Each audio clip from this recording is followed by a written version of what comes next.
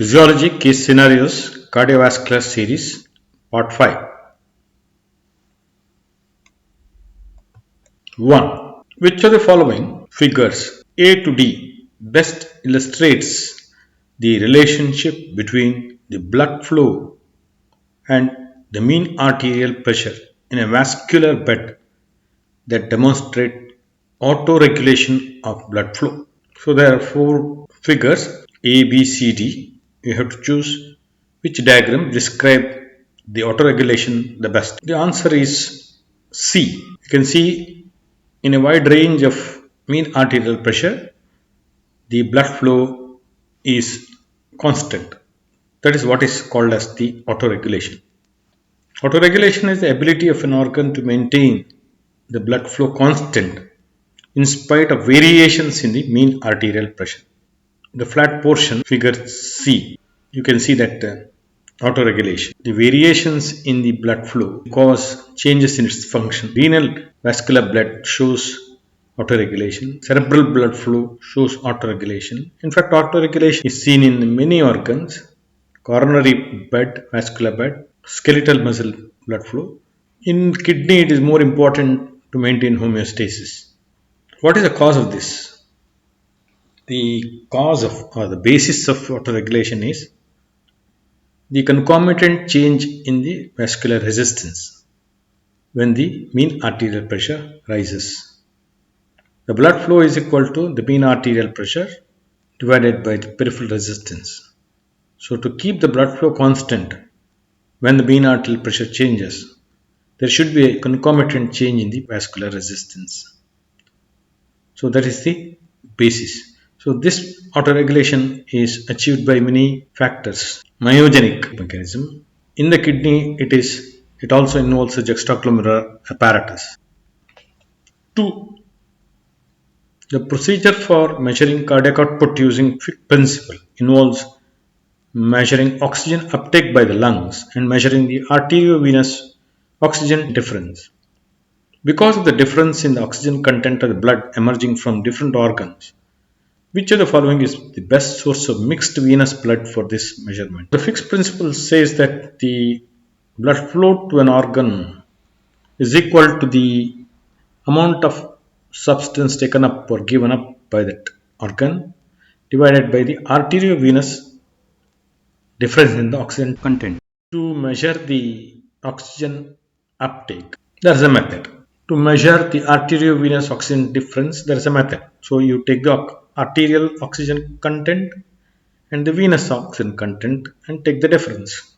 Now here in this case, the question is, if you want to take the venous blood, it is called the mixed venous blood, which is the best source.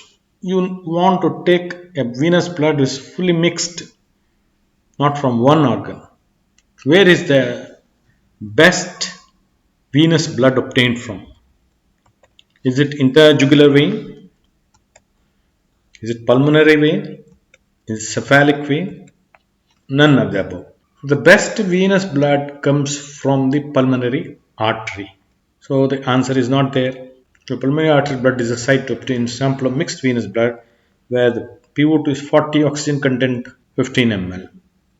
This is where both this vena cava drain and nicely mixed in the right side of the heart, and pulmonary artery as the best source of mixed venous blood. 3. A cardiac catheterization is done in a healthy person. The blood sample withdrawn from the catheter shows 75% oxygen saturation, and the pressure recording shows oscillation from a maximum of 26 mm mercury to a minimum of 12 mm mercury. The catheter tip was located in which of the following areas?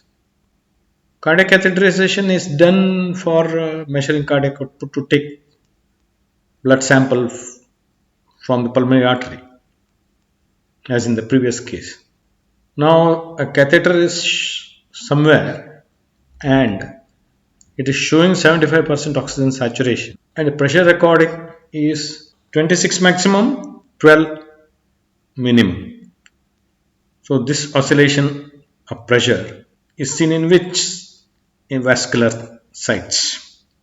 So it is a venous blood, 75% oxygen saturation, but the pressure is not constant, 26 to 12. Is it right side? Yes, it is the right side of the heart. Is it the vena cava? No, vena cava pressure is not so much, 26-12. The pressure pulse is seen in the arteries, should be in the pulmonary artery. Let's see the options. Foramen ovale, is it near the foramen ovale? That's near the right atrium, left atrium, pulmonary artery, right atrium. Foramen ovale is near the right atrium. It cannot be left atrium because you don't get so much of pressure. Foramen ovale also cannot get so much pressure unless it's pathology.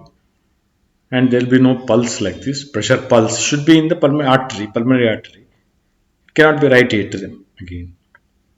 Pulmonary artery. The following data are obtained during an evaluation of 18-year-old man.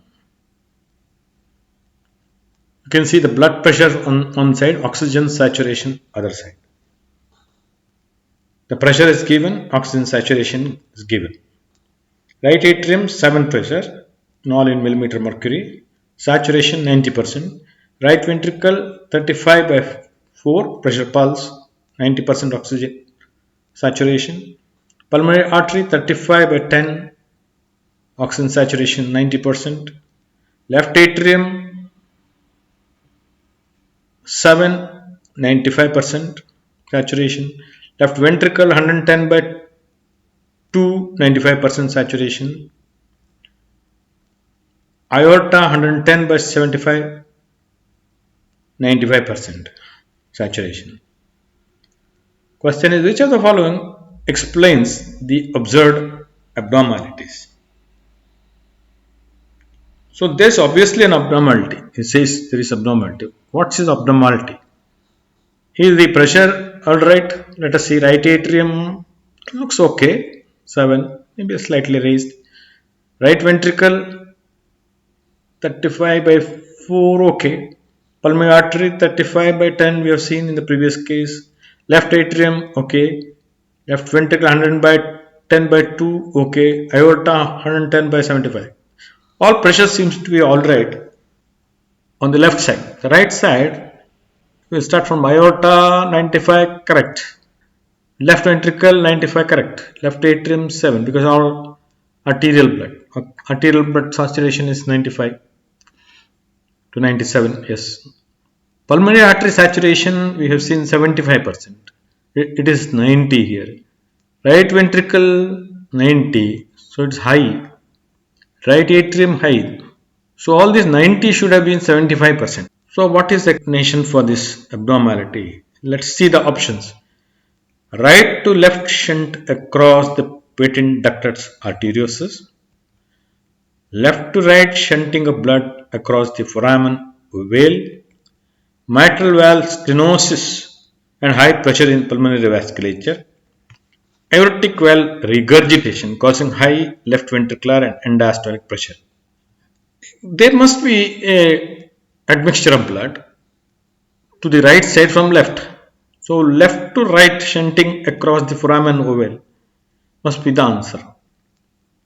This is abnormality patent foramen ovale. So the blood from the high pressure area must have gone to the low pressure area. It is not caused the high pressure, it does not cause the high pressure, but it has caused the oxygen saturation to rise. So there is arterial admixture with the venous blood. So from left to right must be the correct answer. It cannot be right to left shunt because the arterial saturation has not fallen. It is kept at 95, but venous saturation is raised. Mitral valve stenosis will not change the saturation on the right side. Aortic regurgitation cannot change, but there is no evidence of high left ventricular and diastolic pressure. It is normal, 110. So C, D and A are excluded. So B, left to right shunting of blood across the foramen ovale. So abnormal values are in saturation. 90 should have been 75. That is a mixed venous blood. 5. Arteriography of a patient with renal artery shows narrowing of the radius of the artery by 50%. Considering that the mean arterial pressure has unchanged, what is the expected change in the blood flow through the stenotic artery? So there is a relationship between the blood flow and the radius here. Arterial pressure, mean arterial pressure has not changed. So how does radius affect the flow? We have to think of the relationship between blood flow resistance. We know that when the radius is doubled, say 1 to 2, resistance falls by 16 times. Similarly, when the radius is reduced half the value, the resistance will increase. So the blood flow also should decrease to 1/16. So this is the correct answer. Let's see the explanation. This is the Poisson's equation and the factors affecting the resistance. R is the resistance, 8 eta L divided by pi r to the power of 4. Resistance is inversely proportional to the radius. So when the radius is doubled, resistance decreases by 1/16. Other factors, viscosity, eta, length of the blood vessels also affect, but not normally. Basic Poisson's equation, blood flow pressure difference by resistance. Q is equal to pressure gradient divided by R, and you replace the 8 eta L divided by pi r to the power of 4 for R in the Poisson's equation. You will get blood flow is equal to delta P pi r to the power of 4 8 eta L. So when the radius becomes half, the flow will reduce by 1/16. A 22-month-old child is seen by you with severe pallor. On auscultation, you hear a systolic flow murmur, heard best over the upper left sternal border. The flow murmur that originates in the heart of this child is most likely due to. So here is a case with the systolic flow murmur. Flow murmurs are their functional murmurs due to changes in the viscosity of the blood, fall in the viscosity because of severe anemia. The question asks, what is the cause? Turbulence due to decreased viscosity of the blood. That must be the answer. Turbulence due to decreased velocity of the blood. Turbulence due to increased dilation of the heart. Turbulence due to increased ventricular wall tension. The murmur is because of the turbulence. The laminar flow does not cause sounds. So here, when the blood flows from one chamber to the other chamber, there is a murmur. So sounds, abnormal sounds. So that must be due to turbulence. And what is the cause? The viscosity has changed, decreased because of severe anemia. So flow murmurs are usually due to this cause. It should be increased velocity, turbulence, not the correct sentence.